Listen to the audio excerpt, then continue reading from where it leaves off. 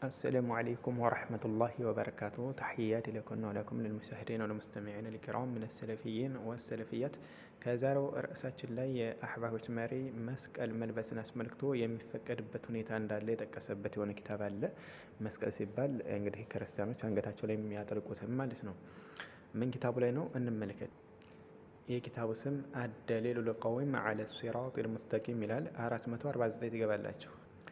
ይሄውና 449 በያኑ ገለጻው እንግዲህ ብሎ አልኩፍር ስለ ክህደት እንግዲህ አልፊዕሊ ድርጊታዊ ሆነ ክህደት ስለሚለው ሲናገር ነው። ዝገማ ያለው አመል ኩፍር ክህደት ማለት ፊዕሊዩ ድርጊታዊ ሆነው ክህደት እኮ አለ። ፈወሱ ለምሳሌ ከራሚ ሙስሐፍን ቁርአንን መወርወር ያውን ክህደት ነው። አሁን እንደዚሁ አውራቂን ወረቀቶችን ፊያ በውስጧ ኢስሙላህ አላህ ስም ያለባት ፊ ነጃሰቲ ነጃሳ ውስጥ መወርወር አምደን ሰውየ ሆን ብሎ አውዳ ሰውየ ረገጠ ቢቀደም ይህ በእግሩ አልሙስሐፈ ቁርአንን አው ዓለቀ ወያንጠለጠለ ሷሊበ መስቀልን አላ ዑኑቂህ አንገቱ ላይ ሙተሐዊነን ችላ ብሎ አንገቱ ላይ ካንጠለጠለው ይክዳል አለ። ላ የራሁ ካላየው ሐራምን ክልክል ነው ብሎ ካላየው ሲል ካላመነበት እንደማለት ነው። ሐራም ነው የሚል እምነት ሳይኖረው በችልተኝነት ይህን መስቀልን ከለበሰ ይክዳል አለ እና እሺ ወደፊት ተከታተሉልኝ።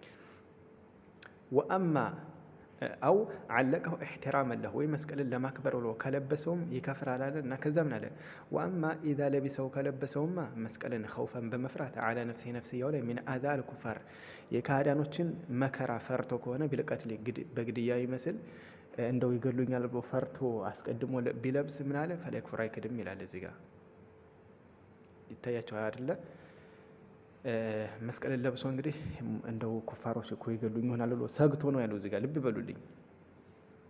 ኸውፈን አላ ነፍሲሂ ነው ያለው። አስቀድሞ ሰግቶ እንደይገሉኛል ምናምን ብሎ ኩፋሮች ቢለብሰው፣ ላኪን ይሄ ኸጣ ነው። እሱ ምናልባት ከቁርአን እስትንባጥ አድርጋለሁ ብሎ ይሆናል። በዚህ ሂሳቦቱ ስለተገደደ አካል አላህ ሱብሓነሁ ወተዓላ የተናገረው ቁርአን ያለው እሱንም ማመጣው ይሆናል። ግን እዛ ጋር ቁርአኑ ላይ ዳይሬክት የተገደደን አካል እንጂ አስቀድሞ በመፍራት ብቻ አይደለም። ሙጀረድ አንድ ሰው እንደዚህ ሆናለሁ ገና ብሎ ፈርቶ ክህደታዊ ነገራቶችን መፈጸም አይችልም። ለምሳሌ እነሱን እኮ ይህ መስቀል የእነሱ መገለጫቸው ነው አይደለ? ይህን ነገር ሙስሊም ሊጠቀመው ፈጽሞ አይገባም። ኢላ አንድ ሰው አስገድዶ ሊገለው ደቅኖበት ካልሆነ በስተቀር የዛኔ ቢለብሰውም በእምነት በልቡ እስካላመነ ድረስ በተገደደበት ሐል ላይ አላህ የተገደደን አካል በተገደደበት ነገር ይቅር ይለዋል። ላኪን ግን ይሄ እኮ ገና ኸውፍ እኮ ነው፣ ፍርሃት ገና እንደው ኩፋሮች አዛ አድርጉኛል በግድያ በተለያየ ነገር ብሎ ገና ስጋት ላይ ሆኖ ግን ዝም ብሎ መልበስ ይሄ ፈጽሞ ከየትኛው እንግዲህ ዓሊም ነቅሎት ነው አይታወቅም። ላኪን ቁርአን ላይ እንመልከት። አላሁ ስብሓነሁ ወተዓላ ምን ይላል በቁርአን ላይ መን ከፈረ ቢላሂ ሚን ባዕድ ኢማኒሂ ኢላ መን ኡክሪሀ ወቀልቡሁ ሙጥመኢኑን ቢልኢማን ይላል። እዚህ ጋር በአላህ ከእምነት በኋላ የካደ የሰው ቅጣት አለለት ነው። ላኪን ግን ኢላ መን ኡክሪሀ ወቀልቡሁ ሙጥመኢኑን ከሆነሳ የተገደደ ልቡ ለዛውም የረጋ ሆኖ በእምነት ቢልኢማን ወላ ከሆነ ይህ ሰውዬ ከቅጣት ድኗል ማለት ነው። እዚህ ጋር ልብ በሉ፣ ኢላ መን ኡክሪሀ ነው ያለው።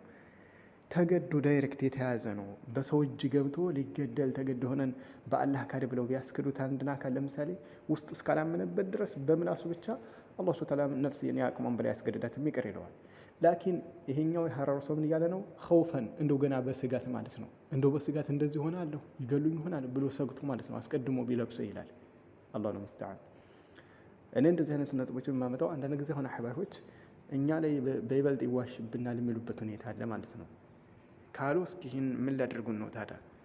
ይህን ንግግሩን ምን ላድርጉን ነው? ማዋሽቶባቸው ነው። ይሄው አደሊሉል ቀዊም ዐለ ሲራጢል ሙስተቂም ላይ ገብቶ መመልከት ይችላል። ከየትኛው ሙፈሲር ነቅል አድርጎ ነው ይህን ንግግሩን ኸውፍ እንደው ሙጀረድ ኸውፍ እንደው ገና ይገደላለሁ ብሎ ሰውየው ሰግቶ ሊለብስ ይፈቀድላቸው የተባለው የትኛው ዓሊም ላይ ነቅል አድርጎ ነው ማለት ነው? ኸውፍ ሙጀረድ ኸውፍ ገና እንደው እንደዚህ ሆናለሁ ብሎ በመስጋት ማለት ነው እኮ ገና እኮ ጉዳቱ ገና እኮ ተገዶ አልተያዘም እኮ በሰዎች ገና ኸውፍ ብቻ ኸውፍ ፈርቶ እንደው ገና ይገሉኛል ብሎ በመስጋት ገና አስቀድሞ ማለት ነው ለብሶ ቢጓዝ አይከለከልም ይላል፣ አይከፍርም ይላል ማለት ነው። እና የአሕባሽ ኮተታቸው ብዙ ነው። እነዚህ አንዳንድ ቦታ ላይ እንግዲህ እኛ ጋር ተዋሽቶብናል እያሉ ሜዳ ላይ የሚያራጩትን ሁሉ ኢንሻአላህ በተርቲብ የምንመጣበት ይሆናል ኢንሻአላህ። ሰላም አለይኩም ወራህመቱላሂ ወበረካቱ።